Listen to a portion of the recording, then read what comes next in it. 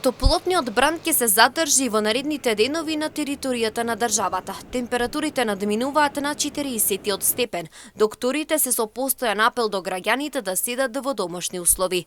За МНЕТ телевизија, докторката Валентина Митрова споделува совети кои ќе го леснат заштитувањето од жешките температури. Оние што поради работните врски се изложени и мора да бидат присутни во тој период, да се хидратираат, особено со вода без алкохолни пијалоци, да бидат заштитени со лесна светла облека, капи и кога ќе дозволува обврските, макар од 14 до 13 часот да не бидат изложени.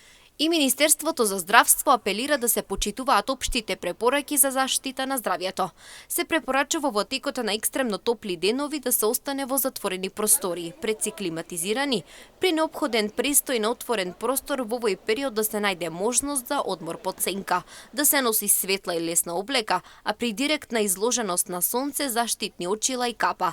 За сончење да се користи крема со висок заштитен фактор, да се внесуваат претежно овошје и зеленчук, помалку мрсна храна, поголеми количества течности, најдобро вода и да се избегнуваат алкохолни пијалаци. При влегување во возило, прво тоа да се проветри. Поради високите температури и зголемената можност за појава на труање со храна и цревни заразни заболувања, се препорачува задолжително миње на земјоделско-градинарските производи, свеж зеленчук и овошје пред нивна употреба, термички подготовка на храната и нејзино консумирање во многу кус рок по подготовката, а подготвената храна да се стави во фрижидер на плюс 4 степени Целзиусови, пред употребата да се загрее на плюс 100 степени, да се избегнуваат термички необработени производи.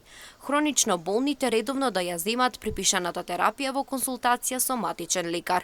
Сончево и многу топло со максимални температури до 42 степени е денешната временска прогноза, соопшти Управата за хидрометеоролошки работи.